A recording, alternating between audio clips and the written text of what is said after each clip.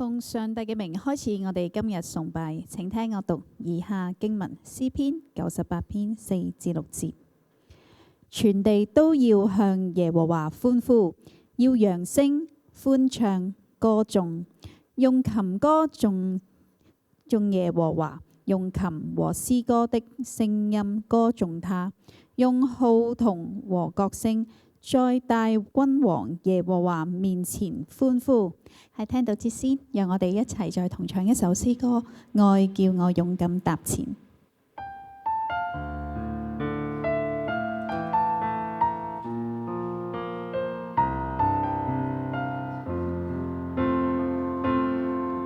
前望需要勇氣，等待時需盼望，遊行一生同行，是你給我力量，前路縱如曠野，主住我心，縱天塌下來心不慌，聖靈來住我心高歌，沿途有主劃破深海，知識狂風駭浪，你的愛叫我勇敢踏前，靠你堅壯，昂然橫越曠野幽谷，不屈願於盼望，你的愛是我危難裏唯一的真光。前望需要勇氣，等待時需盼望，遊行一生同行，是你給我力量，前路縱如曠野，主住我心，縱天塌下來心不慌，聖靈來住我心高歌，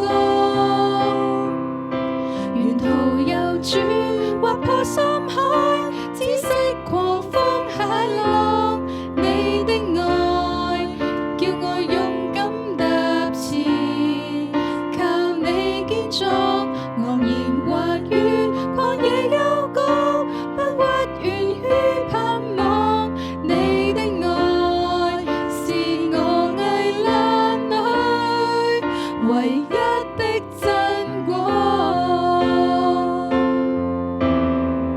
你話語如雲柱火柱，導航着讓你平原，世事變，但神你不變，神的帳幕住在人間，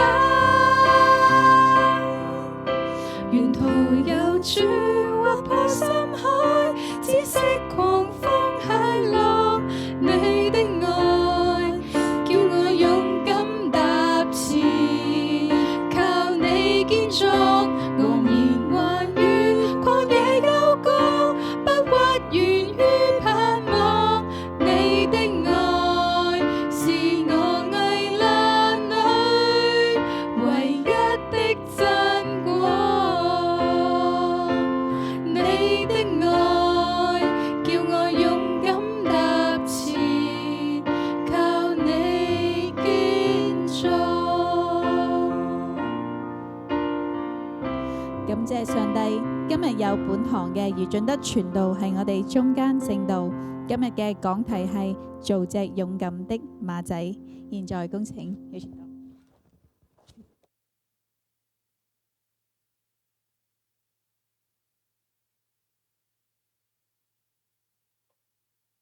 弟兄姊妹平安。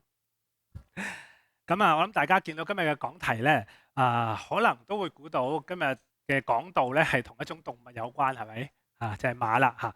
咁的確咧，近嚟咧我就喺網上面啦，咁見到一個研究喎。咁呢個研究咧就係一個瑞典嘅大學去做，係關於馬嘅心理嘅研究嚟㗎嚇。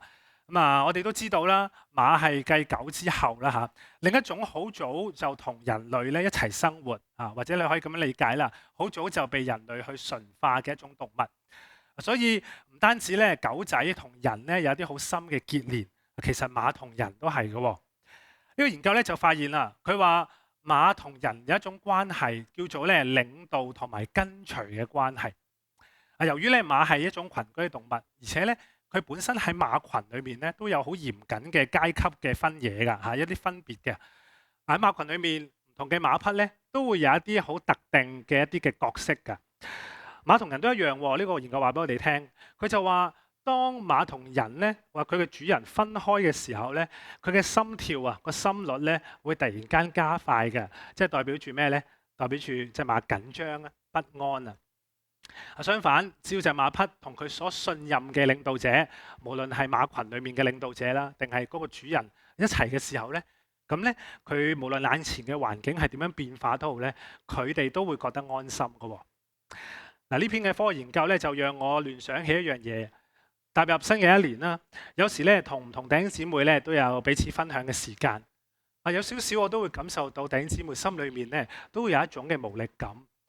因為踏入新嘅一年，好似好多嘢咧都捉唔緊啊！好多嘢都充滿住變化。我哋咧有時都好似一隻咧唔見咗主人嘅馬匹啊，變得焦慮，變得惶恐不安，甚至咧好多嘢都變得卻步，唔敢踏出。踏入2月即將都係農曆新年啦，2個禮拜之後就係啦。咁新一年係咩年咧？大家都知啦，係馬年啦，係咪？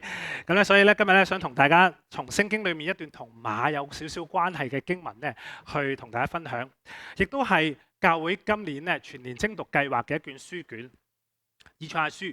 今日同大家分享嘅好少嘅啫，就係《以賽亞書》63章11至到13節，盼望咧喺當中得着鼓勵。讓我哋先一齊讀一讀呢幾節嘅經文，好嗎？1、2、3。那時，他們想起古時的日子，摩西和他的百姓說：將百姓和牧養他全群的人從海裏領上來的在哪裏呢？將他的聖靈降在他們中間的在哪裏呢？使他榮耀的膀臂在摩西的右手邊行動，在他們前面將水分開。要建立自己永遠的名，帶領他們經過深處，如馬行走曠野，使他們不致絆跌的，在哪裏呢？我哋一齊先有個禱告啊！天父上帝，多謝你，多謝你今天咧帶領我哋嘅腳步平安翻到嚟你嘅家、你嘅殿當中咧，一齊去崇拜你。接下落嚟，我哋咧都會有閱讀你經文嘅時間，求你親自嘅去保守我哋。無論係講嘅、聽嘅，我哋都一同蒙造就。求聖靈你親自嘅去帶領我哋嘅心，以至到我哋唔單止聽得明白你嘅經文，亦都能夠咧得着激勵喺生活當中咧繼續向前行。多謝你垂聽我哋禱告，祈禱交託奉靠主耶穌基督得勝嘅名祈求，阿門。頭先大家讀嘅經文裏面都見到有個馬字，係咪？的確喺頭先嗰段經文提到嘅馬咧，其實你會睇到係比較正面啲㗎。如果你單單睇13節啦嚇，經文講到如馬行走曠野，其實佢意思咧就係比喻緊人啊，佢行喺深處或者行喺一啲難行嘅地方嘅時候咧，卻可以好似馬匹喺曠野或者平原嗰度奔走一樣，咁快速、咁穩健，不致絆跌，唔會跌倒嘅，係咪？成個畫面咧就好讓人有一種咧好正面、好正向，好似你新年嗰啲揮春咁啊，人強馬壯啊，萬馬奔騰嘅畫面啊。而當我哋再睇埋整段呢幾節嘅經文咧，其實你唔難明白佢內容講緊啲乜嘅。譬如你見到一啲字眼，摩西啊，又或者從海裏領上來啊，將水分開啊等等，你會聯想起啲乜嘢啊？乜嘢聖經故事啊？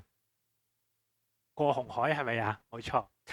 其實呢度嘅內容正正係關於咧以色列人回想翻喺古時嘅日子啊。經文話古時嘅日子嗰份嘅美好啊，即係耶和華上帝點樣曾經喺好耐之前拯救過以色列人嘅祖先離開嗰個咧佢哋曾經寄居過嘅埃及嗰個為奴之地嚇，出紅海出埃及嘅故事。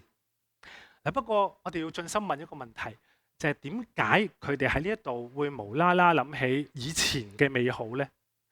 弟兄姊妹，我諗大家都明白嘅，一個人會突然間諗翻起以前嘅美好，好多時其中一個原因啊，都係因為我哋今天面對一啲困難，我哋透過回想翻昔日嘅美好，去支撐我哋今日面對嘅一啲困難。同樣地，原來當時嘅以色列人咧，都的確咧正面對緊一啲艱難嘅噃。係乜嘢艱難呢？首先頭先大家讀嘅經文第11節，一開始出現咗一個時間嘅詞語，係咪？同時間有關嘅，那時啊，那時，咁即係幾時呢？咁要回答呢個問題，我哋就需要咧再睇翻上一次嘅經文啦。第10節嗰度先知咧咁樣講啊，佢話他們即係以色列人，他們竟然悖逆，使主的聖靈擔憂，他就轉作他們的仇敵，親自攻擊他們。嗱，喺呢度咧經文就提到上帝轉作以色列人嘅仇敵。嗱，原來咧以賽亞書嘅寫作背景，當我哋明白個背景嘅時候咧，我哋就明白大概呢度講乜啦。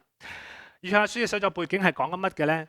一開始就係講到耶和華上帝透過喺王國時代南國嘅猶大國嘅其中一個先知叫做以賽亞，喺猶大王烏西亞、約坦、亞哈斯、希西家嘅年間，透過佢嘅口去警告當時嘅猶大國，要離開罪同埋不公義，悔改回轉歸向上帝。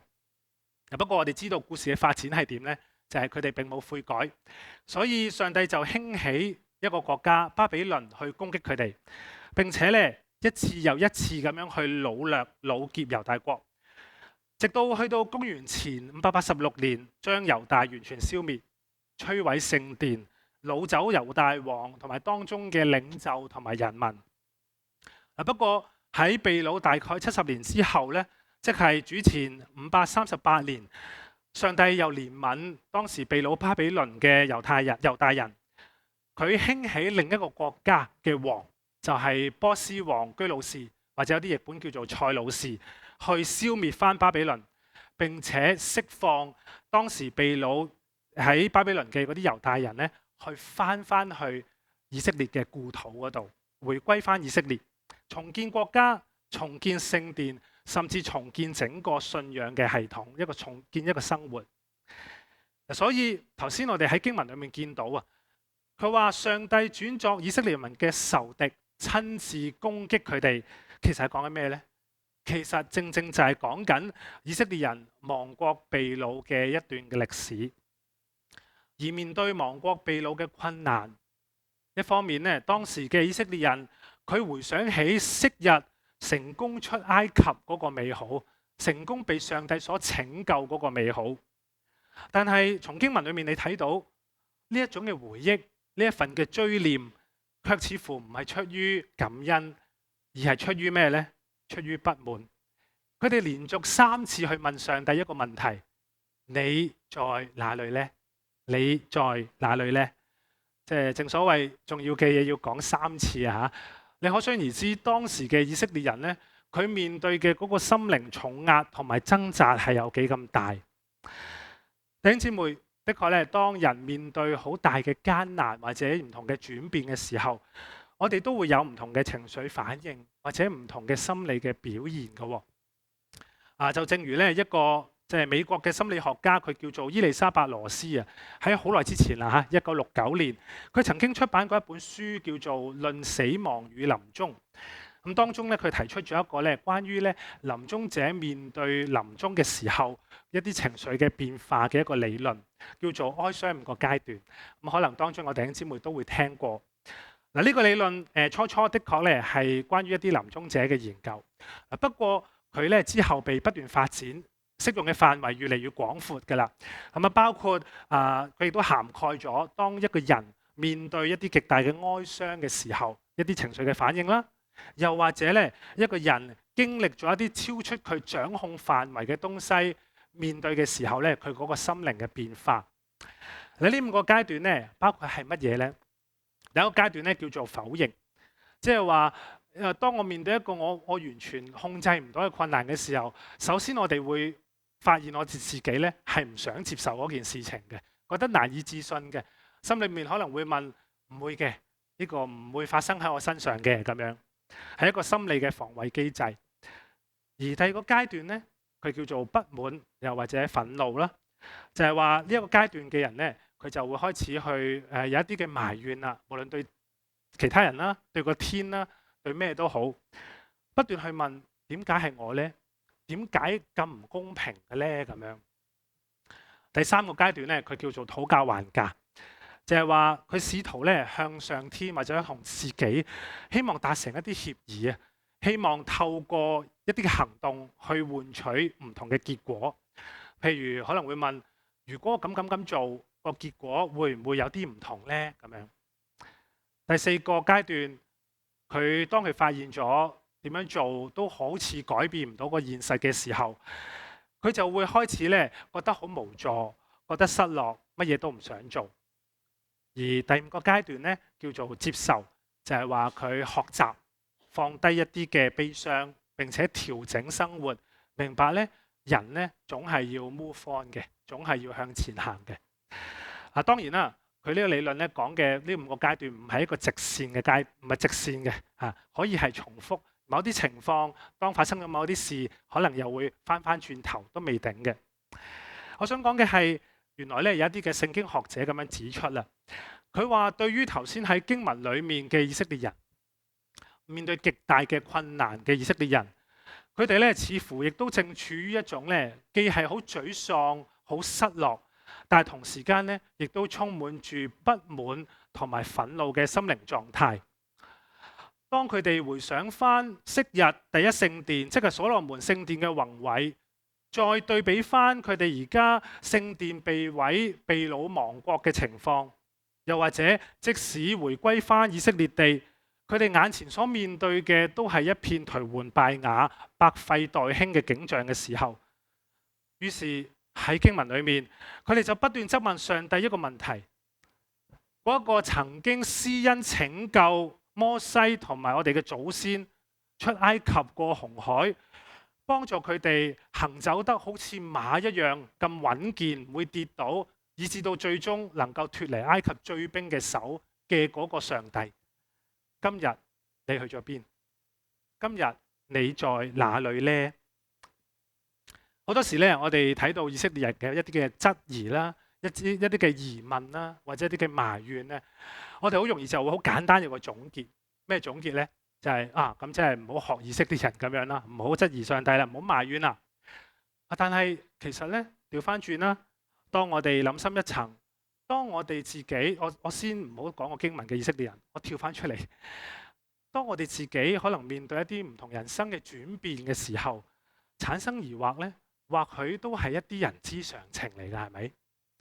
譬如舉個例啊，可能當我今日因為年紀嘅漸長，我嘅身體嘅狀態慢慢咁樣去衰退或者下降，好多好嘢食唔到，去旅行去唔到，去遠啲去唔到，或者捱唔到嘢嘅時候，可能我心裏面咧都會默默咁樣講一句：年少多好，係咪？又或者當我哋啲仔女長大啦，慢慢唔再好似 BB 嘅時候咁成日黐住自己你一返到屋企就爸爸媽媽咁樣甚至乎你好想了解佢多啲嘅時候，佢都閂埋門唔理你嘅時候，可能你心裏面又會諗細個嘅時候，佢哋細個嘅時候真係好。又或者當我哋慢慢成長，要面對越嚟越多唔同嘅人際關係，又或者當我哋成家立室要去為到持家而好多嘅操心勞碌嘅時候，可能我哋又會覺得細個嘅讀書嘅時候無憂無慮真係好啦。不過調翻轉，對於學生嚟講，其實佢哋又唔一定無憂無慮嘅，佢哋讀書都好大壓力嘅。有時聽翻啲學生講，佢哋都會話細個嘅時候，即係佢哋再細啲嘅時候，少啲考試少啲嘢學，少啲競爭，冇咁捲嘅生活呢，即係都幾好。其實我想講嘅係，好多嘢的確係會隨住年月同埋年紀嘅改變呢而有唔同嘅。當然，我哋係可以懷緬昔日嘅美好，我哋亦都有權利去坦率去承認，我哋唔一定適應到今天嘅轉變。不過作為基督徒群體，其實我哋又可以問多一個問題嘅，就係經歷過昔日上帝帶嚟嘅美好，又或者經歷過上帝昔日帶嚟嘅一啲幫助之後，到今日處境唔再一樣啦。我哋點樣可以喺今天仍然繼續經驗上帝嘅同在呢？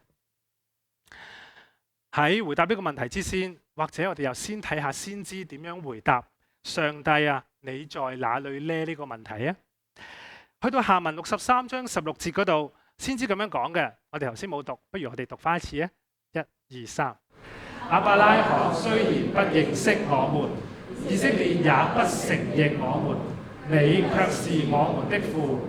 耶和華，你是我們的父，從萬古以來，你名稱為我們的救贖主。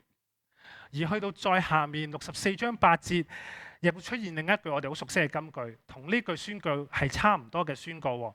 我哋又再讀啊！1、2、3。耶和華，現在你仍是我們的父，我們是能，你是窯匠，我們都是你手的工作。當以色列人因着懷疑、因着困難嘅緣故，連續3次去質問上帝：上帝啊，你在哪裏呢？嘅時候，先知亦都重複3次嘅宣告。佢話：耶和華，你是我們的父，你是我們的父，現在你仍是我們的父。但係先知咁樣講有乜嘢意思呢？首先頭先讀嘅第一節經文63章16節，如果大家仲有印象嘅話，一開始先至係咁講嘅。佢話亞伯拉罕雖然不認識我們，以色列也不承認我們。可能大家好直接咁樣就會話：咁亞伯拉罕梗係唔識佢哋啦，年代隔咁遠係咪？亞伯拉罕點會認創世記嘅亞伯拉罕點會認識到嗰陣時被擄嘅以色列人呢？咁但係原來呢度要表達嘅唔係事實層面嘅一個認知啊。當中講到嘅不承認，其實原本嘅文字呢係有陌生或者失去連接嘅意思。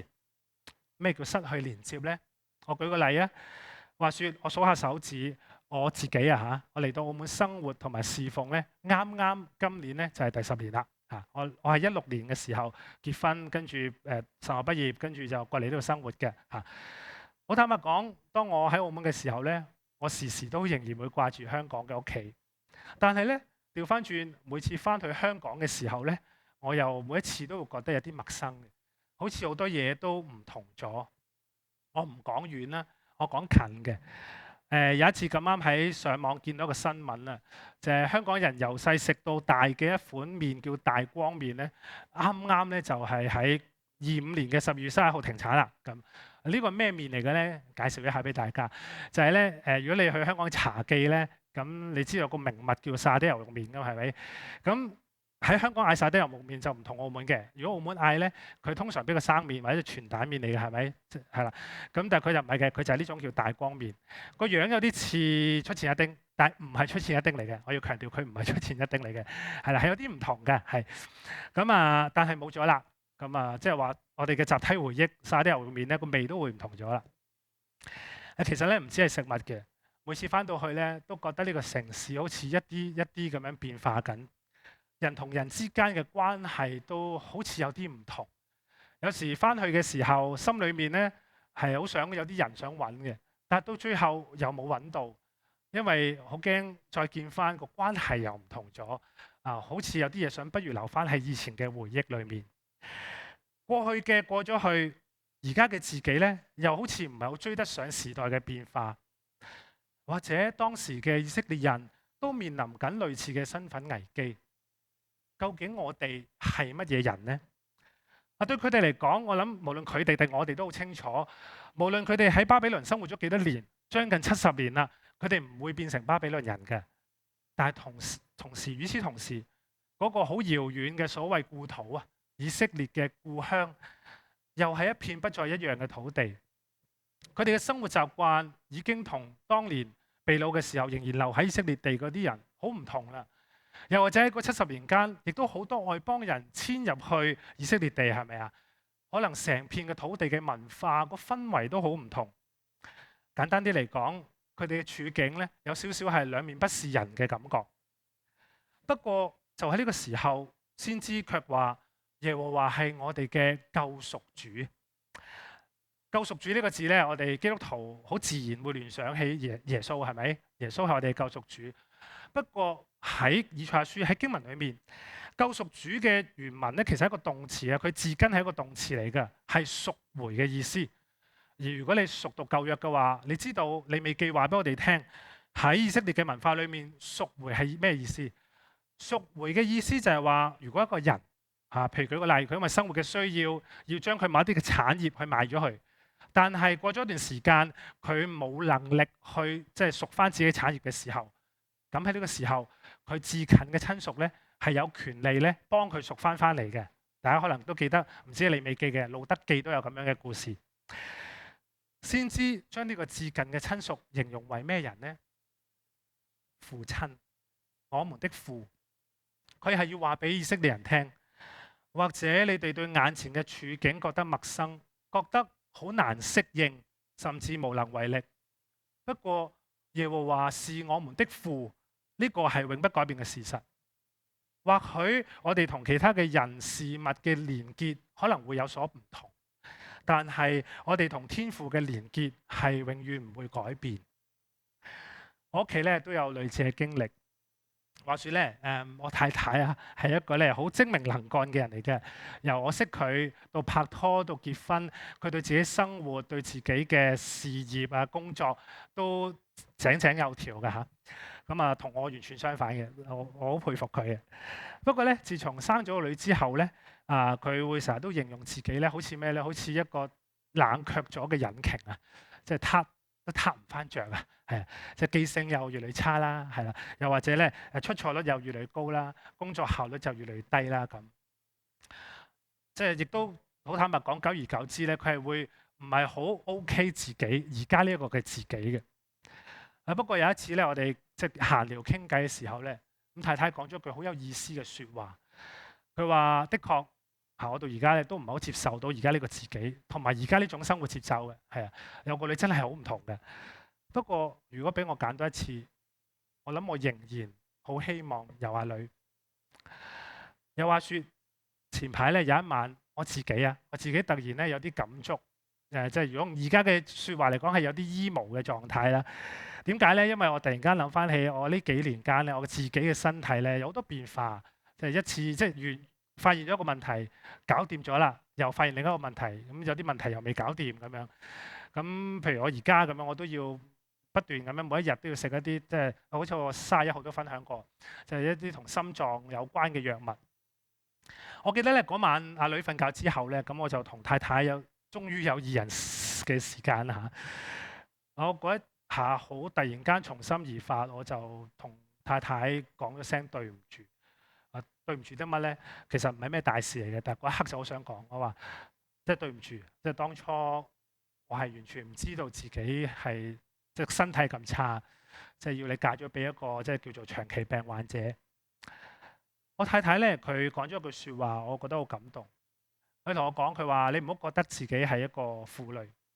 佢話我哋都知道一個人嘅生活從來都係簡單過2個人嘅生活，但係仍然多謝你俾我感受到2個人嘅好，感受到即係你一直陪伴喺我身邊。我唔係晒命只不過我想講係咩咧？天父透過我太太嘅呢句説話去提醒我一件事。的確喺唔同嘅人生階段，總有啲變化，總有啲限制，係咪？但係喺上帝帶領當中，亦都有美好嘅一面嘅。同樣地喺經文裏面，先知所做嘅係乜嘢呢？佢係要讓以色列人明白，縱然眼前有好多捉唔緊嘅轉變，但係佢哋最重要嘅身份價值唔係嗰啲不斷轉變嘅環境因素上面，而係喺嗰個萬古不變嘅天父上帝上面。佢哋係天父嘅兒女。另一方面，除咗學習將我哋嘅身份價值定位喺天父身上，唔係我啲外在嘅環境身上嘅時候，耶和華是我們的父呢個宣告仲有啲咩意思呢？頭先我哋仲有讀一次經文，64章8節，佢話耶和華現在你仍是我們的父，我們是泥，你是窯匠，我們都是你手的工作。喺呢一度你會發現，先知喺耶和華是我們的父呢句説話上面加咗個字嘅，就係現在。現在佢要話俾當時嘅以色列人聽，上帝唔係淨係昔在嘅上帝，亦都係今日嘅上帝。呢一個咧，其實係以賽亞書一個好重要嘅神學信息，就係話上帝係嗰個做光也做暗嘅上帝。上帝係嗰個超越環境同埋地域限制嘅上帝。咩意思呢？昔日上帝喺度，聖殿喺度，上帝喺度，係咪？今日土地荒涼，上帝都喺度。昔日以色列人喺以色列地安居樂業嘅時候，上帝同在。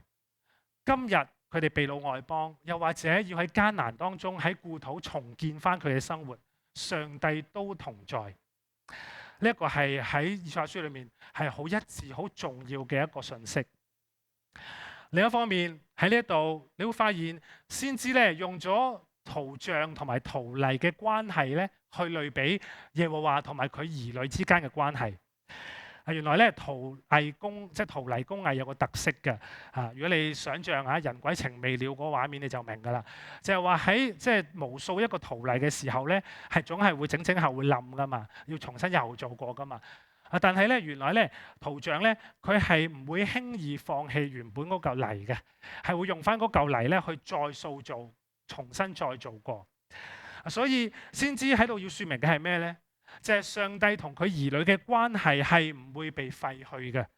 即使上帝嘅兒女會走錯路，上帝嘅兒女會經歷困難，但係上帝仍看佢為有價值，仍然好渴望繼續去塑造佢，去陶造佢。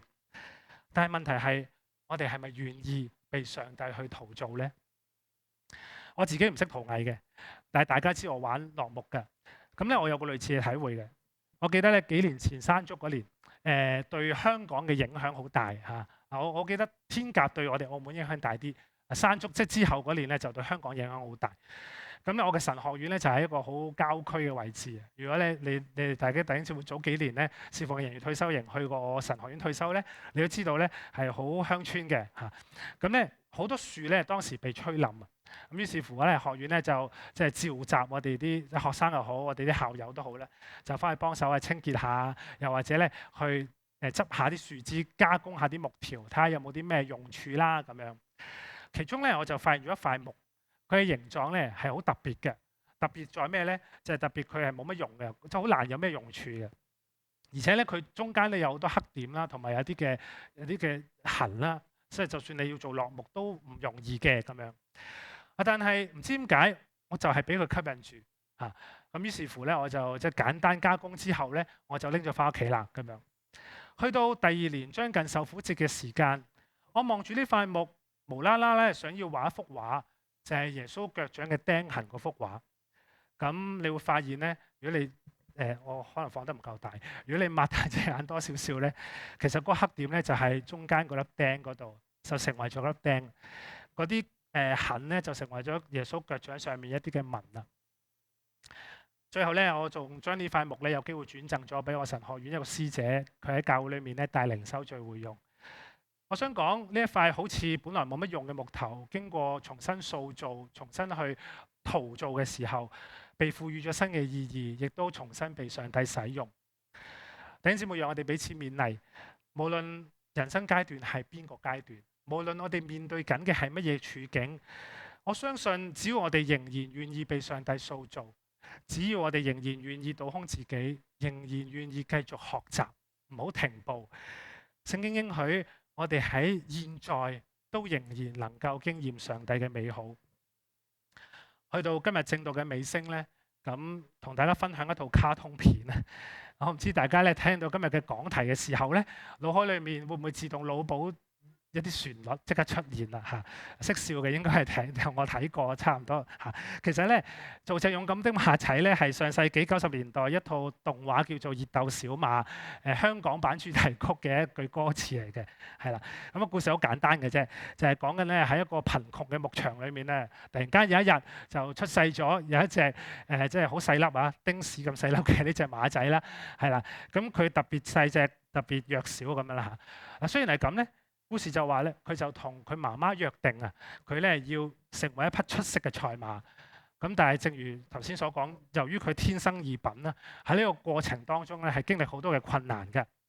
簡單啲嚟講，整個卡通故事咧就係講到呢隻滿身限制嘅馬仔咧，點樣去喺唔同嘅挑戰裏面去要成為一隻最強嘅賽馬咁樣。我想講係咩咧？就正如今日嘅回應詩，勇敢踏前。我諗選擇勇敢踏前咧，唔係因為我哋本身好強啊，亦都唔需要我哋好有大志嘅。我諗我特別係我自己啦，講我自己，我唔係嗰啲每日要做10件大事嘅人嚟嘅，係我嘅人生係比較好想平淡一啲嘅。係我哋願意勇敢踏前，係因為天父同我哋一個約定。呢個約定係乜嘢約定咧？就好似嗰隻馬仔同佢媽媽嘅約定一樣。我哋同天父嘅約定係乜嘢咧？係頭先我哋讀過嘅經文。不如最後我哋讀多一次好嘛？1、2、3。耶和華，現在你仍是我們的父，我們是泥，你是窯匠，我們都是你手的工作。願意上帝幫助我哋喺唔同嘅環境當中，都認定佢係我哋嘅父。而最緊要嘅係，願意俾我哋嘅父不斷咁樣去陶造，繼續勇敢踏前。讓我哋用讚美嘅心同唱讚美真神，請起立。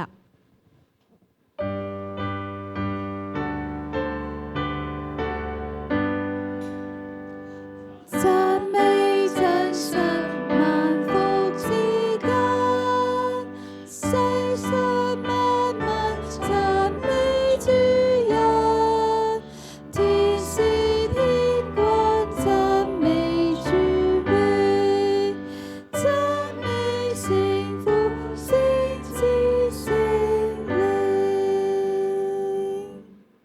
現在有請林牧師上台祝福。你以信心領受從神而嚟嘅賜福，但願基督耶穌嘅恩惠、父神嘅慈愛、聖靈嘅感動團契，常與我哋同在，從今時直到永永遠遠。